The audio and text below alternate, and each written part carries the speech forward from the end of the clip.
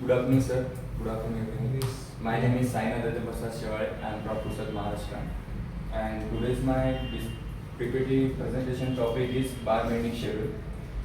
Uh, Strong foundation start with a perfect BBS. इसका meaning जो होता है कि एक परफेक्ट BBS आपका फाउंडेशन से स्टार्ट होता है और उसको स्ट्रांग बनाता है और पूरा स्ट्रक्चर आपका स्ट्रांग होते जाता है. ये उसका मीनिंग है और पर्पस है.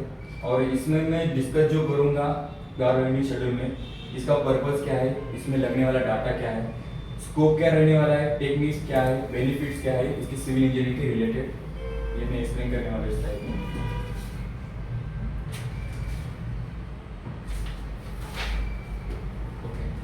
फर्स्टली मैं इंट्रोड्यूस कर देता हूँ कि बार बेंडिंग शेड्यूल होता क्या है. तो basically bar bending schedule is essential for accurate steel planning and execution in RCC structure.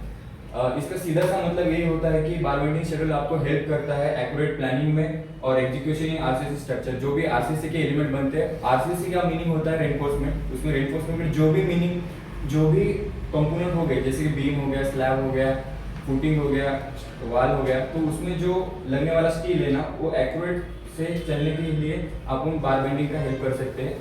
उसके ऊपर आता है सबसे पहले मतलब बीबीएस सुन के हर एक कोई चौंक जाता है कि क्या है, जैसे कि ये सोच रहा है कि बीबीएस क्या है. तो बीबीएस कुछ इतना बड़ा टर्म नहीं है. बीबीएस का सिंपल है, BBS stand for bar bending schedule. ये तो सबको पता है. और बार बेंडिंग शेड्यूल का मीनिंग इन डेप्थ अगर जाओगे तो उसका शेड्यूल, उसको सेट करने का, उसको स्टेप वाइज सेट करते जाने का. It is a detail list of reinforcement steel use in RCC work. जैसे मैंने इंट्रोडक्शन में बताया था अभी, वैसा ही सेम यहाँ पे है कि जो उसको डिफाइन करता है, उसका मीनिंग डिफाइन करता है. Include by diameter, length, shape, quantity and weights. इसमें जो आता है बीबीएस में अपने को जो डाटा चाहिए और रिक्वायर्ड चाहिए, किसके बेसिस पे चाहिए, तो उसके लिए चाहिए रिक्वायरमेंट चाहिए, डायमीटर चाहिए बार का. डिफरेंट ऑफ डायमीटर होते हैं, 6 mm से स्टार्ट होते हैं लेकिन 32 के ऊपर भी चले जाते हैं. लेंथ वेरीज करता है कितना है बार का, क्या नहीं. Shapes, different type of shape use होते हैं. फुटिंग में, कॉलम में, स्टीरअप में, स्लैब में डिफरेंट टाइप के शेप्स यूज होते हैं. बाद में क्वांटिटी, वो पूरे सबको मिला के जो उसका क्वांटिटी निकलता है, क्वांटिटी जो बेसिकली हम रेफर करते हैं ना, उसको अपन कितना स्टील अपने को रिक्वायर्ड है इसके ऊपर चलता है. और उसका वेट, जो अपन वेट कैलकुलेट करते हैं, वो भी मैं आगे बताऊंगा. ओके, तो basically scope of work bar bending schedule जो इसका है, steel quantity calculation. First point, जितना स्टील रिक्वायर्ड है उतना ही कैलकुलेट करना है, उतनी ऑर्डर देनी है. ये एक सिखाता है, इसका स्कोप है. एक बहुत इंपॉर्टेंट है और इससे पूरा जो आपका जो इकोनॉमिकल जो इकोनॉमी है, तो आपको जो लगने वाले कॉस्ट है प्रोजेक्ट के लिए, वो पूरी डिपेंड रहती है इसके ऊपर. बाद में कटिंग एंड बेंडिंग प्लानिंग, जो भी बार कट करना है या बेंड करना है, ये पूरा आपको बार बेंडिंग शेड्यूल में पता चल जाए कि बार कहाँ से कट करना है, कहाँ से बेंड करना है. बिलिंग एंड रिकंसिलिएशन, जो बिलिंग में अगर अपन क्वांटिटीज अमाउंट डालेंगे, जो अमाउंट पुट करेंगे बार के साइज के हिसाब से. और रिकंसिलिएशन, इफ एनी केस अगर किस जगह पे स्टील ज़्यादा लगता है और अपने को पता चलता है कि यहाँ पे स्टील कम लगने वाला है, तो दोनों को कंपेयर करके आप रिकंसिलिएशन कर सकते हैं कि वहाँ पे एक्चुअल में क्वांटिटी कितनी लगने वाली है. वो अपने को डाटा मिलता है बार बेंडिंग शेड्यूल से, उसके रेफर से आप उसको रिकंसिलिएशन भी कर सकते हैं.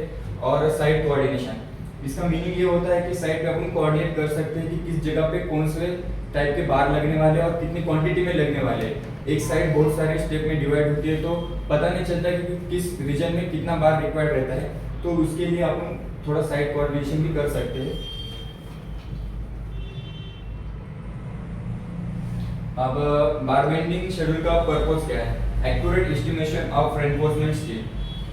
जो एक्यूरेट, हाँ एक्यूरेट ही बोल सकते हैं. अगर वेस्टेज अगर छोड़ दिया उसका थोड़ा तो वेरिएशन होता है 5-10% का मिनिमम, तो accurate estimation for reinforcement avoid steel wastage. तो अगर अपन कैलकुलेट प्रॉपर तरीके से करते हैं तो स्टील का वेस्टेज भी कम होगा बार बेंडिंग के हेल्प से. Purpose planning for cutting and bending, planning और कटिंग के लिए हेल्प करता है. Helps in a cost control and efficiency. जैसे कि मैंने पहले बताया था, अगर आपने एक्यूरेट कैलकुलेशन कर लिया स्टील का, तो आपको डेफिनेटली कॉस्ट में, आपकी कॉस्ट कंट्रोल में हेल्प होगा, क्योंकि आपका वेस्टेज ज़्यादा नहीं आएगा. जितना अमाउंट में आपको रिक्वायर्ड क्वांटिटी उतना ही आप ऑर्डर कर सकते हो बीबीएस की हेल्प से. और इफिशियंसी, काम की इफिशियंसी बढ़ जाएगी, क्योंकि कई जगह पे स्ट्रक्चरल ड्राइंग में जैसे दिखाया जाता है कहीं पे बेंड लगाने रहते हैं कुछ नहीं है, तो बीबीएस कैलकुलेट करते टाइम अपन स्ट्रक्चरल ड्राइंग ध्यान से पढ़ते हैं और उसमें बेंडिंग का कैलकुलेशन देखते हैं कि कहाँ कुछ है, तो अगर कुछ पॉइंट मिस भी हो जाता है वो बीबीएस में कवर हो जाता है बीबीएस निकालते टाइम कि नहीं यहाँ पे कुछ बेंड है, यहाँ पे लैप जोन इतना देना है, वो अपन यहाँ से कंसिडर कर सकते हैं। इसलिए उसकी इफिशियंसी बढ़ जाती है कि आगे चल के अपन को दिक्कत नहीं आती है कि यहाँ पे कुछ मिस हो गया या मिस टर्म हो गई यहाँ पे आके। अब जो बीबीएस बनाना है तो इसके लिए कुछ डाटा भी रिक्वायर्ड रहता है, तो बेसिकली जो डाटा लगता है वो पहले स्ट्रक्चरल ड्राइंग लगती है। स्ट्रक्चरल ड्राइंग के हिसाब से अपन बेसिस पे अपन बीबीएस निकाल सकते हैं। Then bar detailing and drawings, कौन से पोजीशन में कौन से बार है इसका भी डिटेल एक्सप्लेनेशन चाहिए अपने को बीबीएस बनाने के लिए। आरसीसी मेंबर एंड डायमेंशन, अब बार का डिटेल देने से ही नहीं होगा क्योंकि अपने को आरसीसी मेंबर का एक्यूरेट साइज भी चाहिए, लेंथ डेप्थ और हाइट जो भी है वो पूरा मेंबर का रहेगा। एक से इसमें कवर भी चाहिए अपने को कि कितना कवर अपन मेंशन करते हैं उस हिसाब से अपन बार बेंडिंग शेड्यूल बना सकते हैं। Then lap length and anchorage length, ये दोनों का भी अपने को मेंशन किया जाता है। अगर नहीं दिया है तो अपन लैप लेंथ 50D और एंकरेज लेंथ जैसे एज पर आईएस कोड कहता है कि 3000 mm से ज़्यादा लेना चाहिए एज ए फुटिंग के लिए, और लैप लेंथ अपन कैलकुलेट कर सकते हैं वेरिएंस के लिए 50D या 40D ले सकते हैं। और इसमें और भी एक आता है ELD रहता है डेवलपमेंट लेंथ, उसको अपन आईएस से फॉर कंप्रेशर और टेंशन के लिए उसके अलग अलग फार्मूला थे उसके हिसाब से भी कैलकुलेट कर सकते हैं। आईएस कोड फॉर प्रोविजन, जैसे कि बेसिकली बीबीएस बनाने के लिए बेंडिंग और कटिंग के लिए IS 2502 का इस्तेमाल किया जाता है। और जो स्टील जो रहता है वेरियस टाइप का स्टील रहता है, जो स्टील आता है 1786 का जो आईएस कोड है उसके हिसाब से अपन स्टील ऑर्डर करते हैं, स्टील का क्वांटिटी देखते हैं डिफॉर्म बार के लिए। बीबीएस कंपोनेंट, जैसे कि इस इमेज में दिखाया जाता है कि बीबीएस कहाँ कहाँ नीड होता है। फर्स्ट ऑफ ऑल बीम का इमेज दिखाया है, तो बीम में आ गए तो top bar, bottom bar, extra bar आ गए, उसमें स्टीरअप का भी कैलकुलेशन है वो बीबीएस के बेसिस पे होता है। बाद में यहाँ पे अपन देख सकते हैं कि एक फुटिंग है और कॉलम है, कॉलम का भी जो निकालना है, यहाँ पे स्टेप फुटिंग और एक कॉलम है और वहाँ पे है स्टीरअप का कैलकुलेशन और यहाँ पे स्लैब पे। इन सभी जगहों पे बीबीएस नेसेसरी है और इसमें काम में आता है। और इन सारे कंपोनेंट की क्वांटिटी निकालने के लिए बीबीएस हेल्प करता है। जैसे कि बार मार्क यानी कि आप बार पे जो मार्क देते हैं वो ISI से है कि नहीं, इंग्लिश स्टैंडर्ड से क्वालिटी मेंटेन करता है नहीं है, कंपनी का नाम क्या है, बार के ऊपर डायमीटर क्या है, और वो पूरा जो है वो बार मार्क के ऊपर लिख के आता है रेनफोर्समेंट के ऊपर। देन मेंबर नेम, कौन से मेंबर के लिए कौन सा बार यूज करते हैं, जैसे कि ये मेंबर हो गए उनके कि किस पोजीशन में बार डालना है, बार डायमीटर हो गया, नंबर ऑफ बार्स, एक कंपोनेंट में कितने सारे नंबर ऑफ बार लगे ये भी आपको डिफाइन करना पड़ता है। उसके बाद में आ गया cutting length, shape code, variance रहता है शेप कोड, जैसे कि स्टीरअप का रेक्टेंगुलर शेप रहेगा उसमें 2 हुक्स रहेंगे, फुटिंग में जाओगे तो उसको L लगाना पड़ेगा, और टोटल लेंथ वेट, अब वेट कैलकुलेट करना पड़ता है बार का। अब एक बार का जो वेट है वो निकालने का तरीका रहता है। एक अपन शॉर्टकट मेथड यूज करते हैं D²/162, ये होगा शॉर्टकट जो अपन ने निकालना है। अगर अपन ट्रेडिशनल मेथड से जाते हैं तो बार का जो डायमीटर है ना तो उसको डेंसिटी से मल्टीप्लाई करने रहता है। स्टील की डेंसिटी रहती है 750, इससे मल्टीप्लाई करना रहता है और वॉल्यूम निकालना पड़ता है। तो वॉल्यूम निकालने के बार का डायमीटर और लेंथ मालूम होनी चाहिए। एरिया निकाल के लेंथ से मल्टीप्लाई करके आपको वॉल्यूम मिलेगा, वॉल्यूम को डेंसिटी इंटू कर दो तो आपको बार का वेट मिलेगा। तो आपको वैसे 1 यूनिट के लिए बार का वेट निकालो, उसको मल्टीप्लाई बाय उतना लेंथ कर दो तो आपको टोटल बार का लेंथ मिल जाएगा वहाँ से। ऑलरेडी कशी काय अब बार बेंडिंग शेड्यूल में भी कुछ स्टेप रहते हैं, तो अपने को स्टेप याद होने चाहिए। तो study structure and bar detailing drawings, जिस भी ड्राइंग में बार डिटेल दिया है या स्ट्रक्चरल ड्राइंग दी है उसका अपने को स्टडी करना पड़ता है प्रॉपर और समझ के लेना पड़ता है। उसके बाद अपन इससे उसको डिफाइन कर सकते हैं। Identify RCC member, footing, column, beam, slab. इसके अलावा भी कुछ मेंबर रहते हैं तो उसको अपन को आइडेंटिफाई करना पड़ेगा और उसके बेसिस पे उसका स्केल वगैरह निकालना पड़ेगा। बाद में आता है note bar, diameter and spacing. इसके ऊपर आपको कितना स्टील लग रहा है एक जगह के लिए, कंपोनेंट के लिए, वो डिफाइन रहता है। बार का स्पेसिंग बहुत इंपॉर्टेंट है और spacing calculate cutting length, proper calculate cutting length करना बहुत जरूरी है। उसमें कवर माइनस करके बेंड डिडक्शन माइनस करके उसका कटिंग लेंथ जो एक्यूरेट आता है वही अपन यहाँ पे यूज कर सकते हैं। उसके बाद calculate total length, apply bends, hooks and laps. ये इंपॉर्टेंट पॉइंट है, बहुत बार कुछ लोग मिस कर देते हैं, इसकी वजह से मिस कैलकुलेशन होता है जो अपन भी स्टील निकालते हैं उसकी वजह से। कुछ बार क्या होता है बेंड डिडक्शन नहीं कर जाते तो एक्स्ट्रा बार चला जाता है उसमें, बाद में हुक्स को अगर ऐड नहीं किया तो ग्रिप नहीं मिलेगी। और उसके बाद लैप्स, अगर लैप्स का अगर बोल देंगे तो एक थोड़ी देर पहले आदेश ने किया था कि स्ट्रक्चरल कोलैप्स हो सकता है। अगर स्ट्रक्चरल हिसाब से अपन ने 12 mm का डायमीटर का बार यूज करना है कॉलम में, हम कर भी दिए, अगर 12 mm को प्रॉपर लैप नहीं किया तो डेफिनेटली स्ट्रक्चर कोलैप्स भी हो सकता है। एक मेरे का है कि अगर लैप मेंटेन नहीं किया, अगर लैप्स दिया है 50D और अपन लेते 5D तो कुछ जॉइंट नहीं बनेगा तो क्रैक होके डेफिनेटली निकल जाएगा, तो कोलैप्स होगा स्ट्रक्चर। तो कैलकुलेट टोटल लेंथ, जो बाद में convert length into the weight, जैसे कि मैंने पहले बताया था कि लेंथ को वेट में कैसे कन्वर्ट करना है, वॉल्यूम से मल्टीप्लाई करना है डेंसिटी को, बाद में आपको वेट मिल जाएगा। प्रिपेयर फाइनल पीबीएस टेबल, अब एक पीबीएस का फॉर्मेट रहता है जो अपने को बनाना रहता है, तो उसके लिए अपन को थोड़ी वर्ड्स में एफिशिएंसी, हाँ इस इमेज के ऊपर नहीं, मैं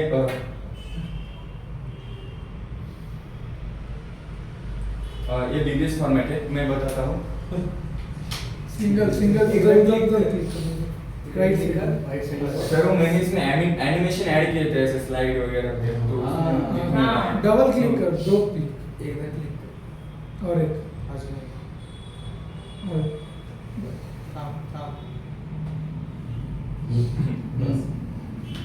एक बार बेंडिंग शेड्यूल का फॉर्मेट रहता है। तो मैं एक्सप्लेन करता हूँ, यहाँ पे कुछ मिस्टेक हो सकता है तो मैं मेरे यहाँ से first of all bar bending schedule का आप जब फॉर्मेट बनाते हो तो सीरियल नंबर आता है, बाद में डिस्क्रिप्शन आता है, उसके बाद में शेप आता है, ठीक है। ये आपके पूरे 3 कंपोनेंट होंगे। शेप के बाद में आपने को बार का डायमीटर डिसाइड करना पड़ता है कि क्या डायमीटर का बार लेना है, बाद में उसके बाद कटिंग लेंथ के बाद आपको टोटल लेंथ चाहिए जो आपको तीनों से मल्टीप्लाई करके मिलेंगी कटिंग लेंथ, और टोटल कटिंग लेंथ मिल गई तो बाद में यूनिट बार का एक यूनिट वेट लेना पड़ेगा, एक मीट्रिकली कितना है, और उसके बाद में आपको वेट डिसाइड करना पड़ेगा 8 mm के लिए, 12 mm के लिए, 10 mm के लिए इसमें। तो ये कुछ बार बेंडिंग का शेड्यूल का फॉर्मेट रहता है।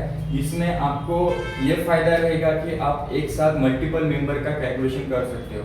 अगर आपने एक बार एक मेंबर का कैलकुलेशन कर दिया, उसकी लेंथ फिक्स है और उसमें बार और कंपोनेंट का नंबर ऑफ मेंबर ज़्यादा है, 100 50 ऐसे है, तो आप उसको मल्टीप्लाई करके एक्सेल में खाली नंबर ऑफ मेंबर इंटू करके आप उसकी क्वांटिटी एक ही बार में निकाल सकते हो। तो इसकी आपको इफिशिएंसी काम की बढ़ेगी और आपको टाइम कंज्यूमिंग कम होगा।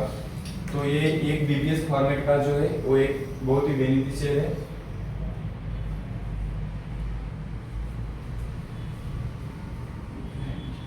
टूल्स एंड इक्विपमेंट, नेसेसरी जो टूल्स लगते हैं, फर्स्ट ऑफ ऑल ऑटोकैड। अब इसमें बार बेंडिंग शेड्यूल में ऑटोकैड कहाँ से आ गया? बेसिकली हर टाइम अपने पास ड्राइंग फुल साइज में अवेलेबल नहीं रहती है, उसमें अपने को बार के डायमीटर या उसकी लेंथ कंपोनेंट के मेंबर की पता नहीं चलती, इसलिए पास अपने को ऑटोकैड की जब ड्राइंग मिलती है तो उसमें अपन उसमें से लेंथ निकाल सकते हैं और वो लेंथ अपन स्पेसिफाई कर सकते हैं। तो एक नेसेसरी टूल हो गया कि बार बेंडिंग शेड्यूल के लिए क्या लगने वाला है।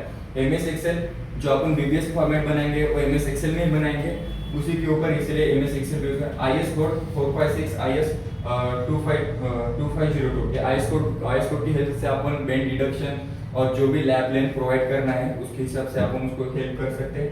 बार बेंडिंग मशीन, अब पूरा कैलकुलेशन हो गया और बार कटिंग मशीन, तो उसको अगर साइड पे प्लेस करना है तो बार कट करके उसको बेंड करके फिर साइड पे प्लेस करना पड़ेगा, तो ये 2 मशीन यूज आती है। मेजरिंग टेप ऑन साइड पे जितना मेजर लेना है उतना मेजरिंग टेप आता है। स्ट्रक्चरल ड्राइंग अगेन वही, और कैलकुलेटर मोस्ट इंपॉर्टेंट, पूरे बार का कैलकुलेटर करना है, कुछ बेंड डिडक्शन करने में उसको हेल्प करता है, तो कैलकुलेटर भी इसका कूलर इक्विपमेंट्स में आता है।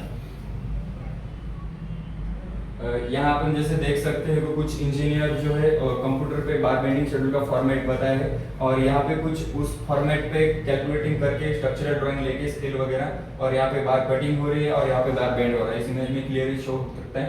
और यहाँ पे मैं जैसे बता रहा था कि ऑटोकैड का भी इस्तेमाल किया जाता है बार बेंडिंग में, जैसे कि यहाँ पे स्ट्रक्चरल ड्राइंग में क्लियर नहीं दिख रहा था, जैसे कि अब यहाँ पे ऑटोकैड फाइल ओपन की है तो उसमें क्लियर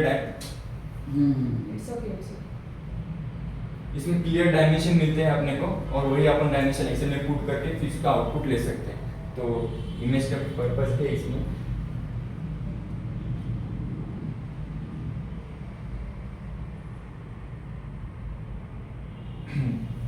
अब इसके एडवांटेज क्या है बीबीएस के?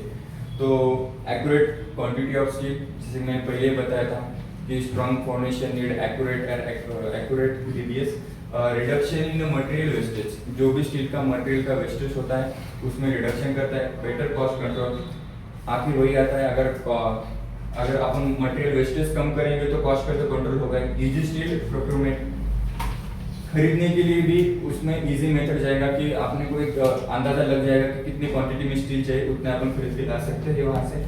Proper planning of cutting and bending, जो भी प्रॉपर प्लानिंग करते हैं कटिंग और बेंडिंग के लिए वो भी अपन बीबीएस के हेल्प से कर सकते हैं। Accurate faster execution at site, जो भी वर्क हो रहा है साइट पे उसको और अपन स्पीड से कर सकते हैं। बेटर सुपरविजन एंड कंट्रोल, दोनों भी कर, सुपरविजन